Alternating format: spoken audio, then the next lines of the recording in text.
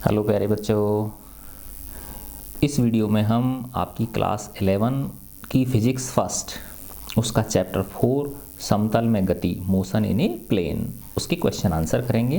पिछली वीडियोस में हमने इसके थ्योरी पार्ट पढ़ लिया था।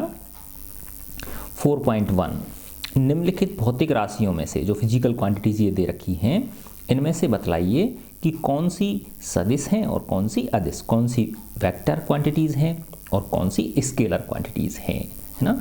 सदिश को वेक्टर बोलते हैं और अदिश को स्केलर बोलते हैं। देखो आयतन, आयतन क्या होता है?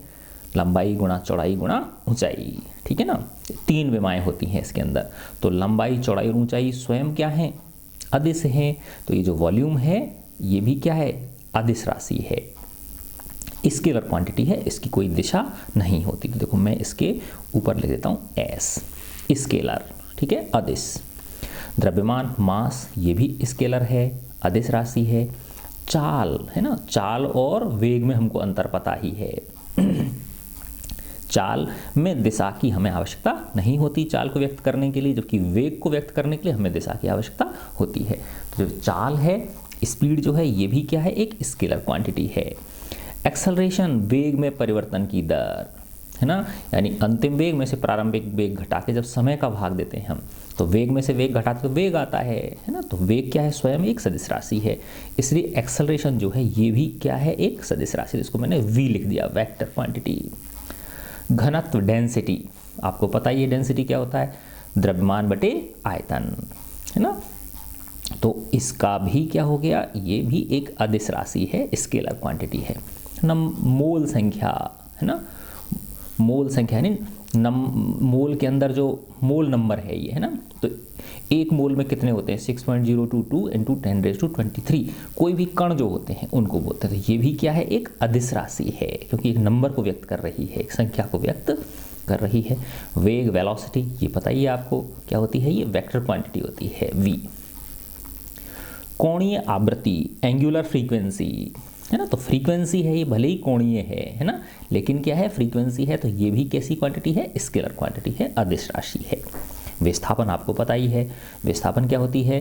प्रारंभिक बिंदु और अंतिम बिंदु के बीच की सीधी दूरी, और ये अपने आप में क्या है? एक सदिश राशि है। तो ये क्या हो गई? वेक्टर क्वांटिटी हो गई, है ना। तभी तो वेग क्या होता है? विस्थापन बटे समय, है ना। विस्थापन में परिवर्तन की दर को क्या बोलते हैं? हम वेग बोलते हैं।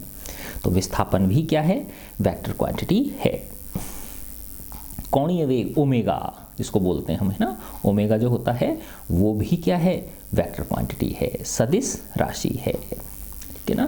तो ये भी एक वेक्टर क्वांटिटी है। तो देखो एक ये वाला अदिश अदिश अदिश सदिश, अदिश अदिश, ये सदिश हो गया, ये अदिश, ये सदिश और ये सदिश, ठीक है। अब हम नेक्स्ट क्वेश्चन पे आते हैं।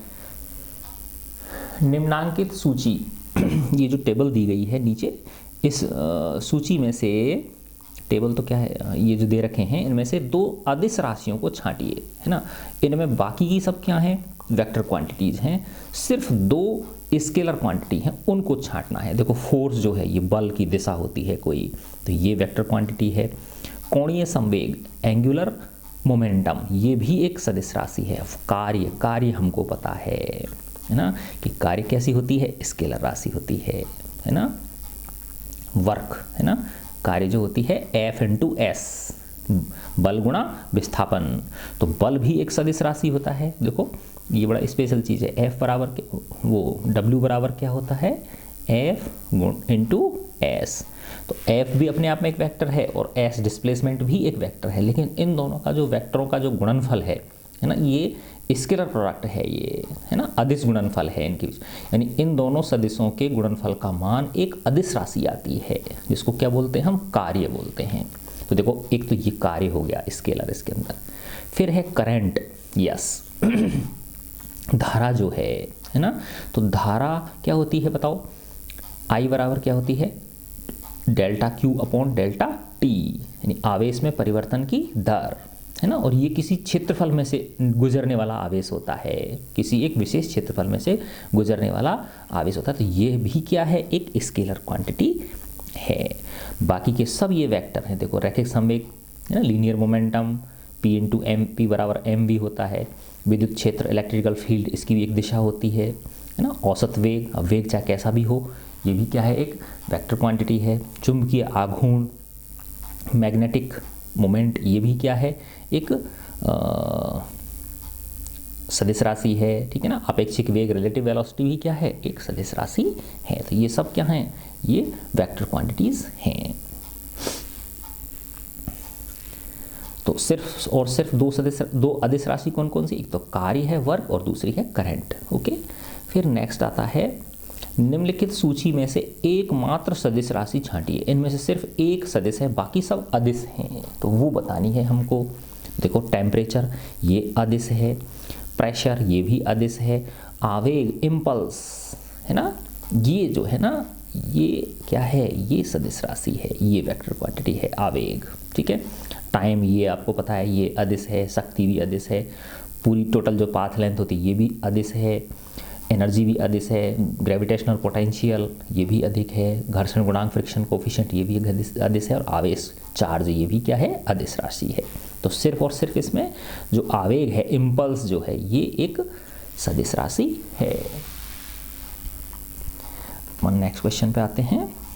अब देखो, कारण सहित बताइए कि अदिश तथा सदिश राशियों के साथ क्या निम्नलिखित बीजगणितीय संक्रियाएं अर्थपूर्ण हैं, है ना।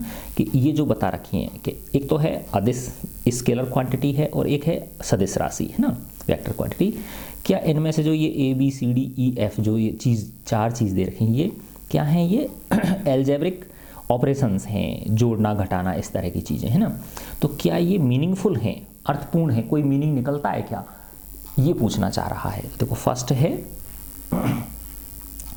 दो अदिशों को जोड़ना, दो स्केलर को जोड़ना। अब देखो सिंपल देखने से तो क्या लग रहा है हमको कि हाँ जोड़ सकते हैं हम दो अदिशों को, है ना।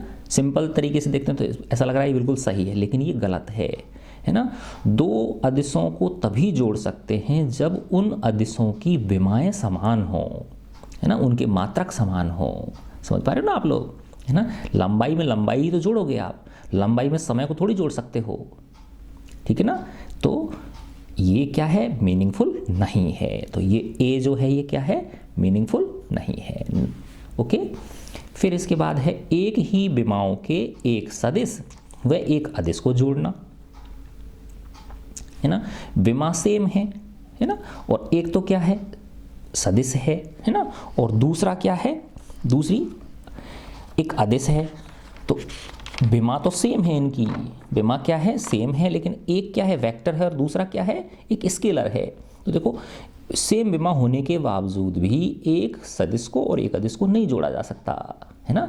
दोनों ही क्या होने चाहिए, या तो सदिश होने चाहिए या दोनों ही क्या होने चाहिए, अदिश होने चाहिए।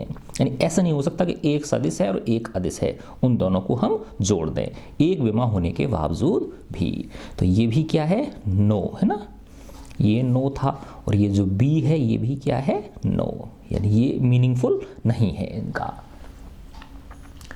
अब अपन नेक्स्ट अगले पे आते हैं। ये कह रहा है एक सदिश को एक अदिश से गुणा करना। यस, ये हमने पढ़ा था, देखो इसके शुरुआत में पढ़ा था कि एक सदिश है ना, उसको धनात्मक अदिश से गुणा करोगे। जैसे माना सदिश है आपका 3i cap plus 2j cap plus 5k cap, है ना, ये एक सदिश है। अब इसको मैंने गुणा कर दिया 2 से, तो 2 क्या है बताओ, एक स्केलर क्वांटिटी है ना। तो बस सिंपल क्या है, इनके जो कोफिशिएंट हैं ये वाले जो है ना, मैग्नीट्यूड जो है ये इनका 2 गुना हो जाएगा। तो ये क्या हो जाएगा, 6i cap plus 4j cap plus 10k cap, ठीक है ना। तो उस यानी कहने का मतलब ये कि ये जो सदिश है इसका परिमाण 2 गुना हो जाएगा, और दिशा क्या रहेगी इसकी, वही रहेगी जो इस ओरिजिनल सदिश की दिशा है। लेकिन अगर ये -2 है तो इसका परिमाण तो दुगना हो जाएगा, लेकिन इसकी दिशा क्या हो जाएगी, उल्टी हो जाएगी, क्योंकि हमने क्या लगा दिया, -2 लगा दिया इसके आगे, है ना। तो ये जो सी है ये मीनिंगफुल है, कह रहा है एक सदिश को एक अदिश से गुणा करना, यस कर सकते हैं हम, है ना। तो ये सी मीनिंगफुल है, ठीक है ना। ये बी नहीं था और ए नहीं था। अच्छा अब देखो डी, दो अदिशों का गुणन कर सकते हैं, है ना। दो अदिशों का गुणनफल हम कर सकते हैं, भले ही उसकी विमाएं क्या हों, अलग अलग हों, तो भी हम कर सकते हैं। ठीक है ना। जैसे आपको पता है चाल बराबर क्या होता है, दूरी बटे समय, तो दूरी बराबर क्या होगा, चाल गुणा समय। तो देखो चाल की विमा अलग है, समय की विमा अलग है, लेकिन उन दोनों के गुणनफल करने के बाद दूरी आ जाती नहीं जाती, दूरी की विमा अलग है, तो दो आदेशों का गुणनफल हम कर सकते हैं। तो ये भी क्या है, मीनिंगफुल है।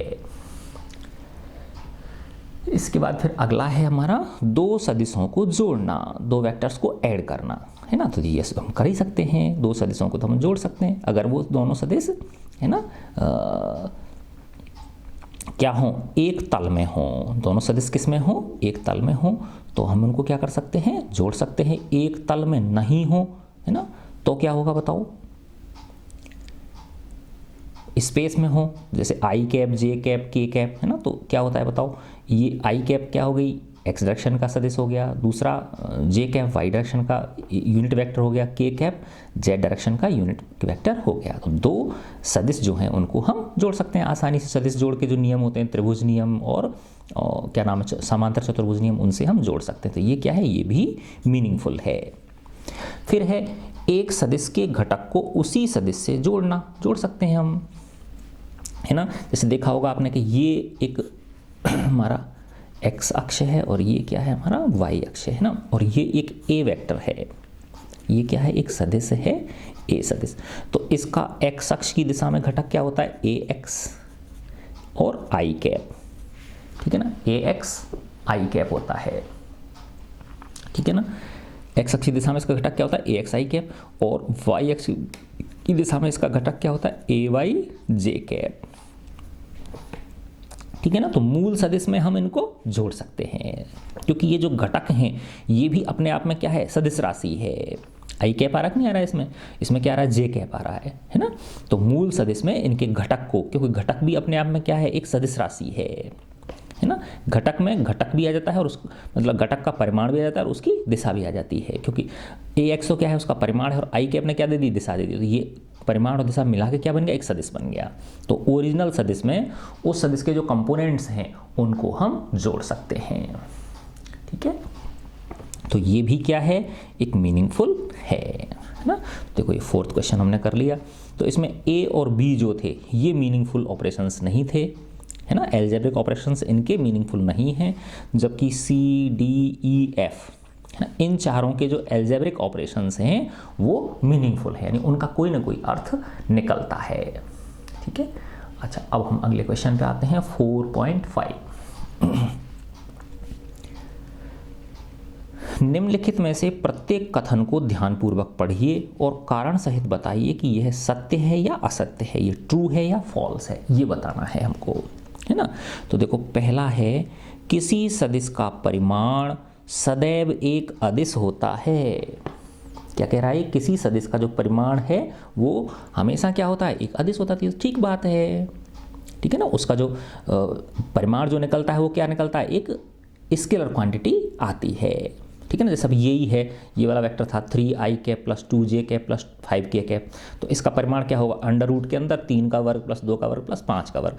तो क्या आएगी, एक संख्या आएगी कि नहीं आएगी, उसमें i cap j cap k cap नहीं आता है ना।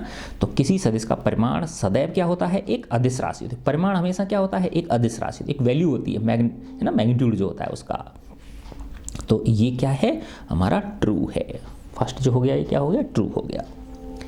अच्छा, अब अगला क्वेश्चन देखो, किसी सदिश का प्रत्येक घटक सदैव अदिश होता है। देखो ये गलत हो गया कि नहीं हो गया, अभी जस्ट इससे ऊपर वाले में हमने देखा था कि सदिश का जो प्रत्येक कंपोनेंट है वो भी अपने आप में क्या होता है, एक सदिश होता है ना, वो अदिश नहीं होता। जैसे ए एक्स आई कैप प्लस ए वाई जे कैप, ये एक सदिश है, तो इसके दो घटक क्या हो गए, एक्स अक्ष की दिशा में हो गया ए एक्स आई कैप और वाई अक्ष की दिशा में हो गया ए वाई जे कैप।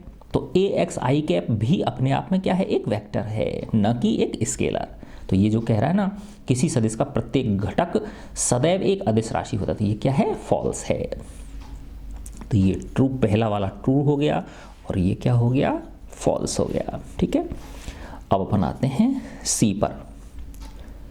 किसी कण द्वारा चली गई पथ की कुल लंबाई सदैव विस्थापन सदिश के परिमाण के बराबर होती है।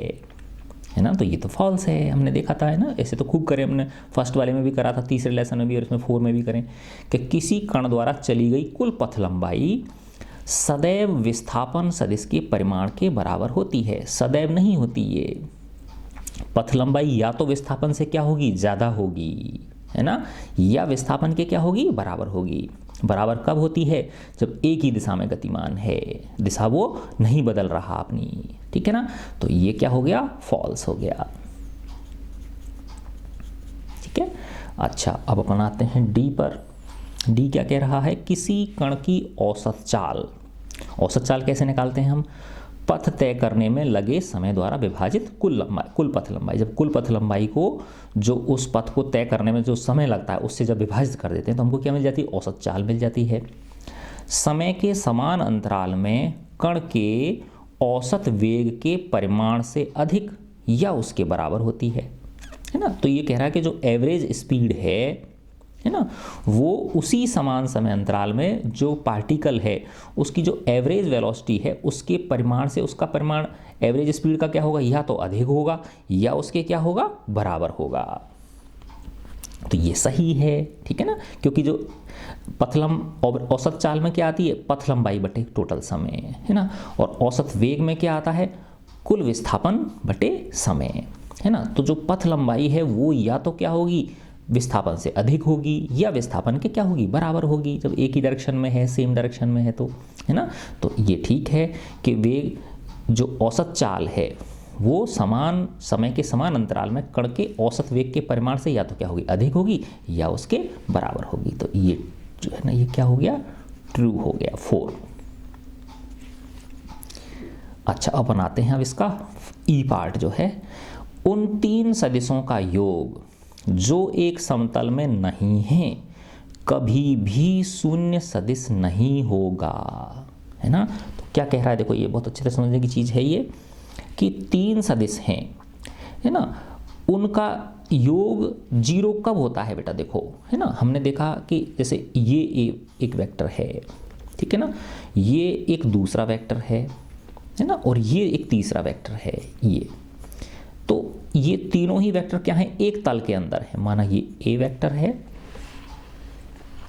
ये बी वेक्टर है, और ये क्या है, सी वेक्टर है। ये ए वेक्टर, ये बी वेक्टर और ये सी वेक्टर, है ना। तो आप देखो बेटा कि इनका जो सदिश योग करोगे आप, ठीक है ना, तो ये यहीं पे आके मिल गई, नहीं, क्लोज लूप बना दिया इन्होंने, ठीक है ना। तो ये क्या आ रहा है, इसका मान 0 आ रहा है, A vector plus B vector plus C vector का मान क्या आ रहा है, 0 आ रहा है। तो ये तभी संभव है जब ये तीनों वेक्टर किस में हो, एक ही प्लेन में हो, एक ही तल में हो। ये अगर ये तीनों एक तल में नहीं है, है ना, तो इनका जो योग है, सदिश योग है, वो 0 नहीं होगा, क्योंकि एक दूसरे तल में उठ जाएगा कि नहीं उठ जाएगा, तो सेम पॉइंट पे आ ही नहीं पाएंगे ये, ठीक है ना। तो ये कह रहा है उन 3 सदिशों का योग जो एक समतल में नहीं है कभी भी शून्य सदिश नहीं होगा। तो ये बिल्कुल ट्रू है ना, क्योंकि अगर उनका सदिश योग शून्य करवाना है हमको, तो वो तीनों जो वेक्टर हैं वो एक ही तल में होने चाहिए, कोप्लेनर होने चाहिए, ठीक है ना। तो ये क्या हो गया, ट्रू हो गया, ठीक है। अब अपन आते हैं क्वेश्चन नंबर 4.6।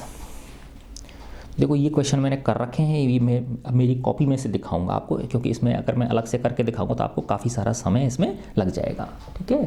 तो देखो ये है क्वेश्चन, निम्नलिखित असमीकाओं की ज्यामिति ज्योमेट्रिकल मेथड से या किसी अन्य मेथड से स्थापना कीजिए, है ना, इनको एक्सप्रेस कीजिए या वेरीफाई कीजिए, ऐसे कहना चाह रहा है ये। तो देखो ये जो मोटे अक्षर हैं ये सदिश को व्यक्त करते हैं, है ना, और जो नॉर्मल अक्षर होते हैं वो किसको, उस सदिश के परिमाण को। तो देखो ये गहरे है ना, सारा ए बी ये सब क्या गहरे सदिश हैं, और ये जो 2 लाइन लगी हुई हैं ये इसके परिमाण को व्यक्त करती हैं, है ना। परिमाण कभी नेगेटिव नहीं होता, ठीक है ना। तो एब्सोल्यूट जो वैल्यू होती है उसकी, है ना, जो धन प्लस में होती है उसको व्यक्त कर रहा है ये। तो ये कह रहा है कि ए सदिश और बी सदिश का जो योग है, ए प्लस बी वेक्टर, उसका जो परिमाण है वो इन दोनों सदिशों के अलग अलग परिमाण के जो योग है उससे या तो क्या होगा, छोटा होगा या उसके बराबर होगा, लेस देन इक्वल टू, है ना। ए प्लस बी वेक्टर का जो परिमाण है वो उन दोनों के इंडिविजुअल अलग अलग परिमाणों के योग से क्या होगा, छोटा होगा या उसके क्या होगा, बराबर होगा, है ना। तो देखो ये मैंने ज्योमेट्रिकली इसमें करके दिखाए हुए हैं आपको, देखो आप।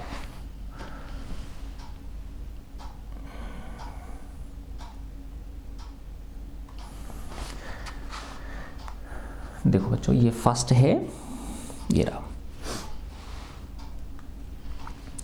कि A vector plus B vector का जो परिमाण है। अब देखो मैं गहरा तो कर नहीं सकता, इसलिए मैंने तीर के चिन्ह लगा रखे हैं इस पे। क्या लगा रखे हैं इस पे, तीर के चिन्ह लगे हुए हैं, है ना। तो ए वेक्टर और बी वेक्टर के परिमाण को मुझे लेस देन इक्वल टू साबित करना है इससे, है ना। तो देखो माना ये ए वेक्टर है जिसका परिमाण मैंने 1 2 3 4 इकाई और ये एक्स डायरेक्शन तो 4 आई कैप मान लिया। और ये बी वेक्टर है ना, 1 2 3 इकाई इसका परिमाण है और इसकी दिशा क्या है, 90 डिग्री पे है, यानी जे कैप है, ये 3 जे कैप हो गया। अब इन दोनों को मैंने जोड़ा तो ये देखो ए वेक्टर हो गया और ये बी वेक्टर हो, तो ये इनका परिमाण हो गया ना त्रिभुज के नियम से, है ना। देखो इसका परिमाण है 4, इसका परिमाण है 3, तो इसका 5 होगा कि नहीं होगा, क्योंकि ये 90 डिग्री का कोण है ना, पाइथागोरस प्रमेय से, है ना। कर्ण का वर्ग बराबर आधार का वर्ग प्लस लंब का वर्ग, तो इसका परिमाण क्या हो गया, 4 हो गया, वो सॉरी 5 हो गया। तो देखो इनका 5 है, ए प्लस बी का परिमाण क्या है, 5 है, और ए और बी का अलग अलग परिमाण क्या है, 4 और 3 7 है, जोड़ दोगे तो 5 7 से क्या है, छोटा है ना। तो ये वेरीफाई हो गया कि नहीं हो गया, ए वेक्टर प्लस बी वेक्टर का जो परिमाण है वो लेस देन है A vector plus B vector से, है ना। तो मैं इनको ज्योग्राफिकली इसमें समझा दिया मैंने इसको, ठीक है, ये दिखा दिया इसको। अच्छा अब मुझे क्या करना है, इक्वल सिद्ध करना है कि A vector plus B vector का जो परिमाण है वो इन दोनों के अलग अलग परिमाणों के योग के बराबर है। तो सिंपल है, एक ही दिशा में ले लूंगा फिर मैं इनको, है ना। तो ए वेक्टर मैंने ले लिया 4 आई कैप, बी वेक्टर लिए मैंने 3 आई कैप। जब इनका जोड़ूंगा ए प्लस बी वेक्टर क्या हो जाएगा, 7 आई कैप हो गया। तो ए प्लस बी वेक्टर का परिमाण क्या हो गया, 7, और अलग अलग परिमाण हैं 4 और 3 7, तो दोनों क्या हो गए, बराबर हो गए। तो मैंने इसको ज्योमेट्रिकली प्रूव करके दिखा दिया, ठीक है। अगला है ये रहा, देखो बुक के बजाय मैं इसी में से दिखा देता हूँ आपको। ए वेक्टर प्लस बी वेक्टर का जो परिमाण है वो ग्रेटर देन इक्वल टू, बड़ा है या बराबर है, किसके, ए वेक्टर का परिमाण माइनस बी वेक्टर का परिमाण और फिर उसका मॉडुलस, यानी अगर वो ऋणात्मक वैल्यू आ रही है तो भी उसको क्या मानना है, मुझे धनात्मक मानना है ना। कहने का मतलब ये कि अगर बी वेक्टर का परिमाण ज़्यादा हुआ और ए वेक्टर का परिमाण कम हुआ तो इसका जो अंदर वाली वैल्यू है वो ऋणात्मक आएगी नहीं आएगी, लेकिन मुझे वो ऋणात्मक नहीं लेनी, क्योंकि ये मैंने क्या लगा रखा है, इसके ऊपर भी मॉड लगा रखा है, ठीक है ना। तो ए प्लस बी वेक्टर का जो मॉड्यूलस है, परिमाण है, उसे मुझे बड़ा सिद्ध करना है A vector minus B vector के, ठीक है ना। आप देखो ए वेक्टर को मैंने वही 4 आई कैप, 1 इकाई 2 इकाई 3 इकाई और ये 4 इकाई हो गई, है ना। और बी वेक्टर को मैंने लिया ऋणात्मक दिशा में, है ना, -3 आई कैप। तो देखो इसकी इस दिशा में है कि ना, माइनस एक्स डायरेक्शन में हो गई ये, है ना। तो ये क्या हो गया, ये -3 आई कैप हो गया बी वेक्टर का मान। तो जब इनका मैं सम करूंगा तो सम क्या हो जाएगा, 4 आई कैप प्लस ब्रैकेट में -3 आई कैप, तो 4 आई कैप -3 आई कैप तो क्या आ गया, 1 आई कैप हो गया कि नहीं हो गया। तो ये ए वेक्टर प्लस बी वेक्टर क्या हो गया, 1 आई कैप। तो इसका परिमाण 1 हुआ कि नहीं हुआ, इसका परिमाण क्या हुआ, 1 हुआ, ठीक है ना। यानी ए वेक्टर प्लस बी वेक्टर का परिमाण क्या हुआ, 1 यूनिट। अच्छा अलग अलग परिमाण क्या है, इसका 4 है और इसका 3 है, ठीक है ना। तो देखो बेटा ए प्लस बी वेक्टर का तो क्या हो गया परिमाण, 1 यूनिट हो गया, है ना। और ए वेक्टर का माइनस बी वेक्टर का 4 में से 3 घटाओगे तो ये 1 यूनिट आ गया। तो ए प्लस बी का परिमाण किसके बराबर हो गया, ए वेक्टर माइनस बी वेक्टर के परिमाण के बराबर हो गया। तो ये इक्वलिटी वाला साइन जो था ये वाला मैंने प्रूव कर दिया। अब मैं ग्रेटर देन वाला प्रूव करता हूँ, कौन सा वाला, ग्रेटर देन वाला, कि ये किससे क्या है, बड़ा है ना। तो इसको भी कर सकते हैं हम, बड़े वाले को भी देखें आप कि ये क्या है, 4 आई कैप ए वेक्टर हो गया, 3 आई कैप क्या हो गया, बी वेक्टर हो गया। तो ए प्लस बी वेक्टर क्या हुआ, 7 आई कैप हो गया। तो इसका परिमाण कितना है, 7, ठीक है ना। और ए वेक्टर में से बी वेक्टर का परिमाण घटाऊंगा तो ये 4 यूनिट है और ये 3 यूनिट है, तो 4 में से 3 घटाऊंगा तो 7 और 1 आ गया। तो इसका तो 7 परिमाण है और इसका ए माइनस बी का कितना है, 1। तो ये ज़्यादा हो गया कि नहीं हो गया इससे, तो ये इजीली प्रूव हो गया, ठीक है, अब मैं इसका अगला 2 पार्ट और हैं इसमें, ठीक है ना, ये 2 पार्ट और देखिए आप इसके।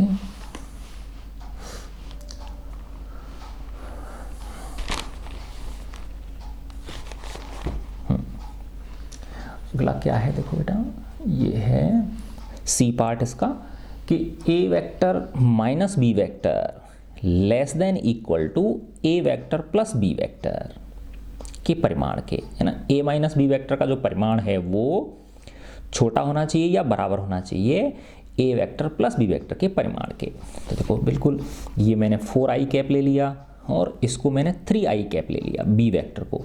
तो जब इसमें से इसको घटाऊंगा ए माइनस बी वेक्टर करूंगा तो 4i cap minus 1i cap हो गया। तो इसका परिमाण तो कितना हो गया 1, और जब इनको दोनों को जोड़ूंगा तो क्या हो जाएगा 4 और 3 7।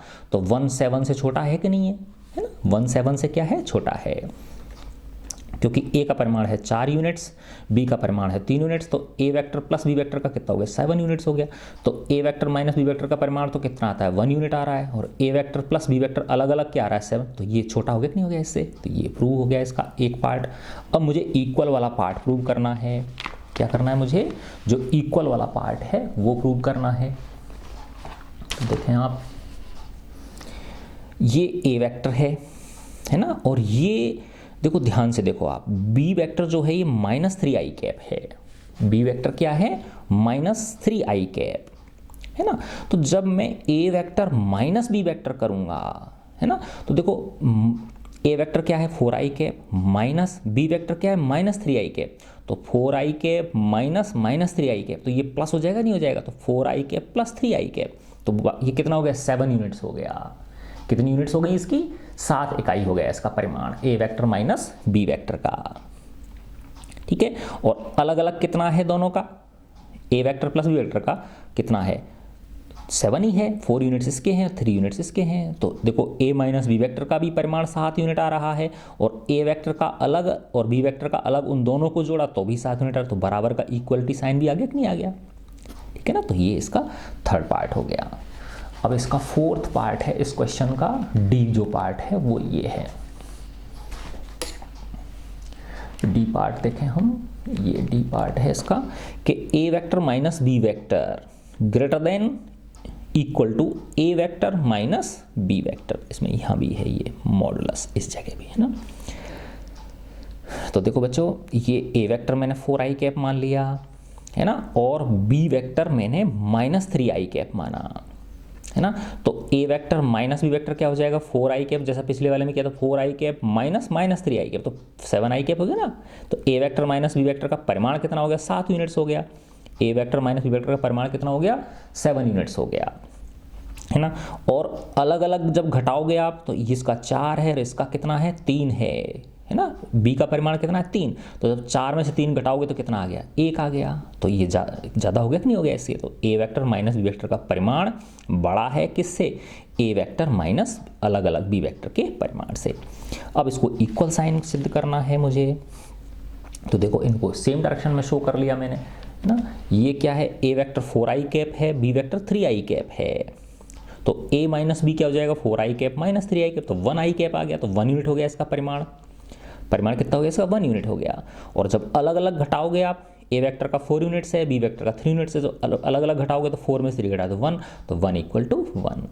तो a vector minus B vector का जो परिमाण है वो ए वेक्टर माइनस अलग अलग बी वेक्टर के परिमाण के क्या है, इक्वल है। तो इस तरह से ज्योमेट्रिकली हम आसानी से इन चारों चीज़ों को क्या कर सकते हैं, प्रूव कर सकते हैं, ठीक है। अच्छा, अब मैं अगले क्वेश्चन पे आता हूँ। तो देखो ये 4.6 क्वेश्चन हमारा हो गया, ठीक है ना। देखो इस 4.6 में ये भी कर दिया मैंने, ये भी हो गया, ये भी हो गया, और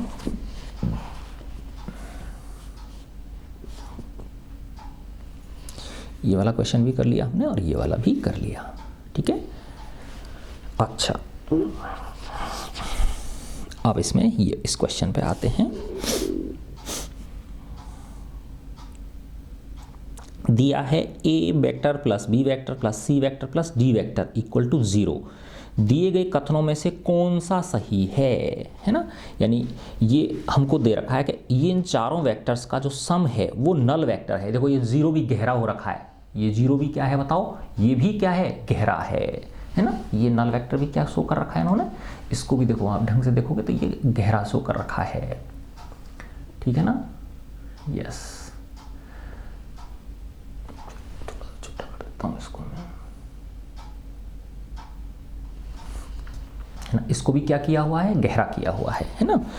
तो इन सबको चारों को, तो ये क्या है, चारों वेक्टर्स हैं। और ये जीरो भी क्या है, ये जीरो वेक्टर, नल वेक्टर है ये, है ना, जिसका परिमाण क्या होता है, जीरो होता है, ठीक है ना। जब परिमाण जीरो है तो दिशा को हम इंडिकेट कर नहीं सकते, तो इसलिए इसको नल वेक्टर बोलते हैं।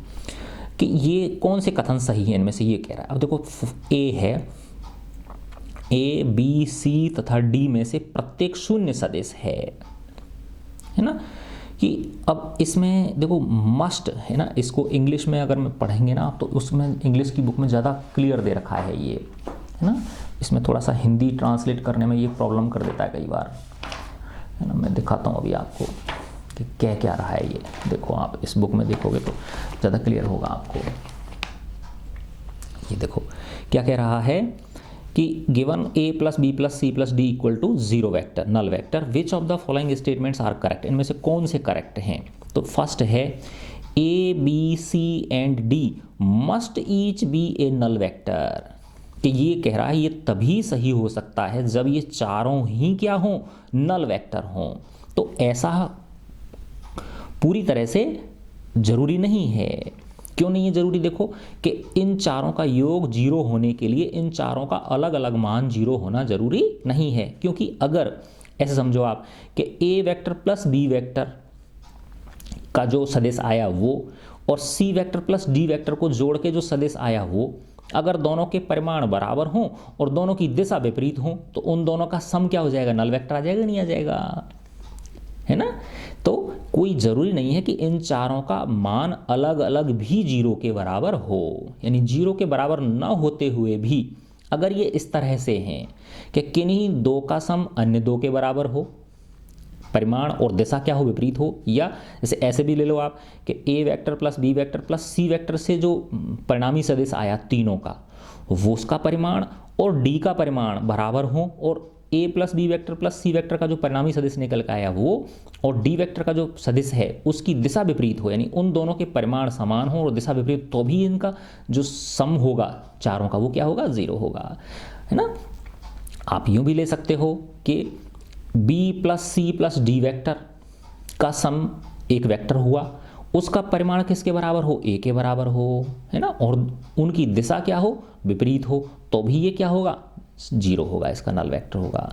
तो कहने का मतलब ये है कि इन चारों वेक्टर्स का सम नल वेक्टर होने के लिए चारों का अलग अलग जीरो होना जरूरी नहीं है। जबकि ये कह रहा है मस्ट, तो मस्ट तो जरूरी नहीं है ना, तो ये क्या हो गया, फॉल्स हो गया, है ना। देखो इसमें ज़्यादा क्लियर है ना हिंदी की बुक के बजाय। मस्ट का मतलब है कि होना ही चाहिए, ठीक है ना।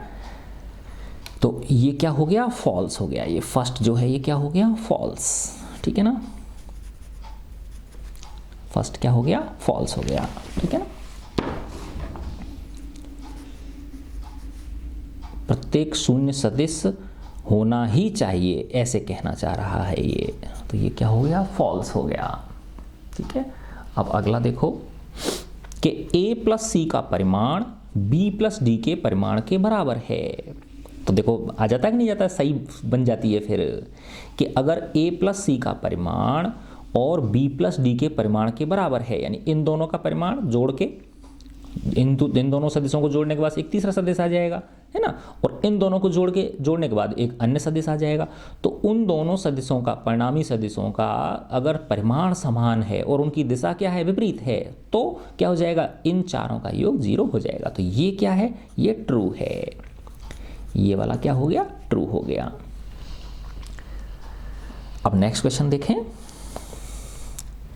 ए का परिमाण बी सी तथा डी के परिमाणों के योग से कभी भी अधिक नहीं हो सकता। यस, देखो क्या कह रहा है ये कि इन चारों का योग किसके बराबर है, जीरो के बराबर, नल वेक्टर के बराबर है, ठीक है ना। तो कहने का मतलब ये है कि बी, सी और डी का जो परिणामी सदिश है, इन तीनों को जोड़ दिया, बी वेक्टर को, सी वेक्टर को, डी वेक्टर को, इनको जोड़ने के बाद एक वेक्टर मिलेगा हमको, है ना। उसका परिमाण और इस ए का परिमाण बराबर होना चाहिए, है ना। और इस बी, सी और डी का जो योग सदिश है उसकी दिशा और ए की दिशा क्या होनी चाहिए, विपरीत होनी चाहिए, तभी जाके ये A plus B plus C plus D vector बराबर किसके आएगा, नल वेक्टर के बराबर आएगा। तो अगर ये a plus B plus C plus d null vector के बराबर है तो a का जो परिमाण है वो b, c और d के परिमाणों के योग से ना तो अधिक हो सकता है ना ही कम हो सकता है ना। एग्जैक्ट क्या होना चाहिए, उसके बराबर होना चाहिए, ठीक है ना। तो ये कह रहा है, ये सही हो गया कि नहीं हो गया, कि a का परिमाण b, c तथा d के परिमाणों के योग से कभी भी अधिक नहीं हो सकता, ना तो कभी अधिक हो सकता है ना ही कभी कम हो सकता। तो ये क्या हो गया, ट्रू हो गया, है ना। एग्जैक्ट बराबर होना चाहिए, तभी जाके वो उनका समेशन जो होगा, सम होगा, वो किसके बराबर आएगा, नल वेक्टर के बराबर आएगा, ठीक है। अब ये देखें, नेक्स्ट क्वेश्चन है डी। यदि ए तथा डी संरेखीय हैं, है ना, कोलिनियर हैं, तो बी और सी अवश्य ही ए तथा डी के समतल में होगा। अब देखो इसमें थोड़ा सा फिर ये इसको इंग्लिश में ज़्यादा पढ़ोगे तो ज़्यादा अच्छी तरह समझ में आएगा आपको। ये देखो, मैं ये ले लेता हूँ, है ना। देखो क्या कह रहा है ये ऐसे कह रहा है, देखो ये हमारा फॉल्स था, ये भी कर दिया मैंने, ये भी कर दिया, और अभी इस पे आ गया मैं, है ना। इक्वल, तो ये ट्रू था आपका, और ये भी क्या था, ट्रू था ना। अच्छा, अब इस पे देखो कि b plus c must lie in a plane of A and D if a and d are not collinear, है ना। कि b प्लस सी वेक्टर जो है, b और c का जो योग सदिश है वो a और d जो सदिश हैं उनके तल में होना चाहिए, है ना। अगर वो क्या नहीं है, संरेख नहीं है, एक ही रेखा में अगर नहीं है, ए और डी वेक्टर अगर एक ही रेखा में नहीं है, तो जो बी और C B plus C vector का जो योग सदिश है वो क्या होना चाहिए, किस प्लेन में होना चाहिए, ए और डी के तल में होना चाहिए, है ना। बिल्कुल सही है, क्योंकि तभी जाके इनका सम क्या होगा, जीरो होगा, जब वो क्या होंगे, एक ही तल में होंगे, है ना। और अगर माना एक ही रेखा में है, and in the line of A and D if they are collinear, अगर बी और सी का जो सम है ना, वो अगर ए और डी दोनों क्या हैं, संरेख हैं, एक ही दिशा में हैं, तो फिर वो बी प्लस सी का जो सदिश योग सदिश आएगा वो उस रेखा में भी होने से काम बन जाएगा हमारा, है ना। तो कहने का मतलब ये है कि अगर ए और डी वेक्टर एक ही रेखा में हैं तो बी प्लस सी वेक्टर का जो योग सदिश है वो उसी रेखा में होगा, ठीक है ना, होना चाहिए वो, तभी जाके इनका सम जीरो होगा कि नहीं होगा। और अगर ए और डी एक रेखा में नहीं है तो बी प्लस सी वेक्टर का जो सम है वो इस ए और डी के तल में होना चाहिए, ठीक है ना। तो ये भी क्या है, ट्रू है, ये भी क्या हो गया, ट्रू हो गया, ठीक है ना। देखो अब ये हिंदी भी समझ में आ जाएगी अब आपके, है ना। क्या कहना चाह रहा है ये, कि यदि ए और डी संरेखीय नहीं है, ए और डी क्या है, कोलिनियर नहीं है, तो बी और सी जो है, बी प्लस सी वेक्टर जो है अवश्य ही ए तथा डी के समतल में होगा, उन दोनों के प्लेन में होगा वो। और यदि ए और डी के अनुदिश होगा, यदि वे संरेखीय हैं, और यह है ए और डी के क्या होगा, कोलिनियर होगा, यदि वो दोनों खुद क्या हैं, एक ही रेखा में हैं, संरेख हैं। तो ये क्या है, ये भी ट्रू हो गया। अच्छा, अब ये क्वेश्चन देखें अपन 4.8, इस चित्र का देखें अपन। इसमें 3 लड़कियां 200 मीटर त्रिज्या वाले वृत्तीय बर्फीली सतह पर स्केटिंग कर रही हैं, ठीक है ना। ये चित्र 4.20, ये वाला चित्र, इसकी बात हो रही है ना। 3 लड़कियां हैं, वे सतह के किनारे के बिंदु P से स्केटिंग शुरू करती हैं, यहाँ से शुरू करती हैं, इस जगह से स्केटिंग शुरू करती हैं। और ये वृत्ताकार पथ है, ये क्या है, वृत्ताकार मैदान है कोई, है ना, बर्फीली सतह है ना, एक ऐसे समझ लो ग्राउंड है जिस पर बर्फ जमी हुई है, जो बर्फीले प्रदेश होते हैं वहाँ पे। तथा P के व्यासीय विपरीत बिंदु Q, तो P का व्यासीय विपरीत यानी डायमेट्रिकली अपोजिट पॉइंट ये Q है है ना, इसके बिल्कुल डायमेट्रिकली यानी व्यासीय विपरीत बिंदु है ये Q, है ना। इस व्यासीय विपरीत बिंदु Q पर विभिन्न पथों से होकर पहुंचती हैं। ये अलग अलग रास्ते से जाती हैं तीनों लड़कियां, है ना। जैसे देखो ये A का रास्ता है, ऐसे जाती है, ये B बिल्कुल सीधी जाती है, और ये तीसरी जो लड़की है, इसका नाम नहीं दे रखा, मैं इसका नाम दे देता हूँ, C नाम दे देता हूँ यहाँ पे। ये तीसरी C लड़की है, ये ऐसे ऐसे घूम के जा रही है यहाँ पे, लेकिन पहुँच क्या रही हैं, ये तीनों के तीनों Q पे पहुँच रही हैं। शुरू कहाँ से हुई हैं ये स्केटिंग करना, P से शुरू हुई हैं, ठीक है ना। तो ये कह रहा है ये सतह के किनारे के बिंदु P से, तो ये सतह है ना इसकी वृत्ताकार जो खेल का मैदान है, बर्फीली सतह का जो स्केटिंग मैदान है, यहाँ से शुरू करती हैं और डायमेट्रिकली अपोजिट बिंदु पॉइंट Q पे पहुंच जाती हैं, जैसा कि चित्र 4.20 में दिखाया गया है। इसमें प्रत्येक लड़की के विस्थापन सदिश का परिमाण कितना है। पहली चीज़ तो ये पूछ रहा है कि जो तीनों लड़कियां हैं, ये A, ये B और ये C, इनका डिस्प्लेसमेंट वेक्टर कितना है। तो देखो बेटा, आपको पता ही है कि डिस्प्लेसमेंट वेक्टर जो होता है वो क्या होता है, प्रारंभिक बिंदु और अंतिम बिंदु के बीच की सीधी दूरी। तो देखो, चाहे ये ऐसे घूम के जाए, चाहे ऐसे घूम के जाए, इनका जो विस्थापन होगा ये बिल्कुल ये व्यास होगा, सीधी दूरी ये व्यास हो गई कि नहीं हो गई। तो ये PQ जो डिस्टेंस है वो ये हो गई। अब ये खुद क्या कह रहा है, 200 मीटर त्रिज्या, अगर इसकी यहाँ ये माना सेंटर मान लिया मैंने, तो ये 200 मीटर है, तो ये भी 200 मीटर हुई कि नहीं हुई। तो व्यास कितना हो गया, डायमीटर कितना हो गया, 400 मीटर। तो डिस्प्लेसमेंट का परिमाण जो होगा वो कितना होगा, 400 मीटर हो गया तीनों ही केस में। तीनों ही लड़कियों के लिए जो डिस्प्लेसमेंट है उसका मैग्नीट्यूड कितना होगा, 400 मीटर्स होगा। अच्छा, अब ये कह रहा है देखो, किस लड़की के लिए यह वास्तव में स्केट किए गए पथ की लंबाई के बराबर है। तो इनमें से किस लड़की के लिए, है ना, ये पथ लंबाई के बराबर है। तो देखो, ये जो B वाली लड़की है ना, तो इस जो विस्थापन सदिश का परिमाण है 400 मीटर, वो इसके लिए यही इसकी पथ लंबाई है, क्योंकि ये सीधी दिशा में जा रही है। तो ये जो B लड़की है, इसका विस्थापन भी 400 मीटर है और इसकी पथ लंबाई भी कितनी है, 400 मीटर है। तो क्या आ जाएगा इसकी जगह, किस लड़की के लिए, तो वो लड़की कौन सी है, B लड़की है। क्या है वो, B लड़की है। B लड़की के लिए वास्तव में जो पथ लंबाई है वो किसके, स्केट किए गए पथ की लंबाई किसके बराबर है, विस्थापन सदिश के परिमाण के बराबर है। ठीक है बच्चों, चलो एक क्वेश्चन और कर लेते हैं हम, 4.9। देखो ये है, कोई साइकिल सवार किसी वृत्तीय पार्क के केंद्र O से चलना शुरू करता है। यहाँ से चलना शुरू किया इसने, है ना, इस जगह से चलना शुरू किया तथा पार्क के किनारे P पर पहुँचता है। यहाँ पे पहुँच गया ये पहले तो। पुनः वह पार्क के परिधि के अनुदिश ऐसे सरकमफेरेंस पे जा रहा है ये, है ना, परिधि के अनुदिश साइकिल चलाता हुआ QO के रास्ते से, है ना, इस QO के रास्ते से जैसा कि चित्र में दिखाया गया केंद्र पर वापस जाता है, यहीं वापस आ गया। देखो ऐसे गया, फिर ऐसे चला और फिर वापस ऐसे आ गया। पार्क की त्रिज्या 1 किलोमीटर है। देखो ये 1 किलोमीटर है, तो ये भी 1 किलोमीटर होगी कि नहीं होगी। ये क्या है, दोनों रेडियस हैं। यदि पूरे चक्कर में 10 मिनट लगते हैं, कितना टाइम लग रहा है उसको, यहाँ से ऐसे गया, ऐसे गया, ऐसे गया, 10 मिनट लगते हैं उसको।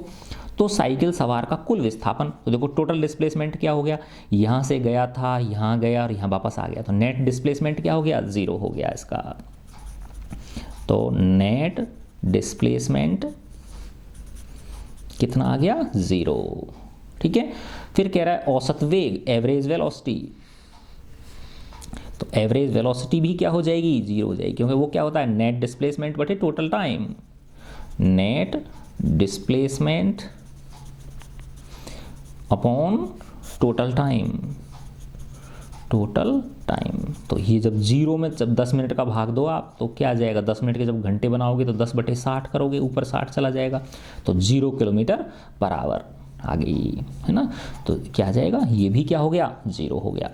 अब इसकी औसत चाल पूछ रहा है, एवरेज स्पीड। तो एवरेज स्पीड क्या होती है, पथ लंबाई बटे समय, है ना, total path length, total path length upon time taken. तो देखो अब यहाँ पे हमें पाथ लेंथ निकालनी पड़ेगी। देखो ये 1 किलोमीटर, ये 1 किलोमीटर, ये जो है ये परिधि का चौथाई हिस्सा है कि नहीं है ना। ये वाला जो पार्ट है ना, ये पार्ट क्या है, इस परिधि का 1/4 हिस्सा है। तो पूरी कितनी होती है, 2πr होती है ना। और 2πr का ये क्या है, 1/4 है, तो 1/4 कर दिया, तो ये आ गया πr/2, कितना आ गया, पाई आर बटे 2। तो पाई को मैं 3.14 ले लूँ, इंटू आर को 1 किलोमीटर ले लिया बटे 2। ठीक है, तो ये कितना हो गया, जब इसमें भाग दोगे 2 एकम 2 और 2 पंजे 10 और 2 सत्ते 14, 1.57 किलोमीटर आ गई है ना। ये कितनी आ गई, 1.57 किलोमीटर।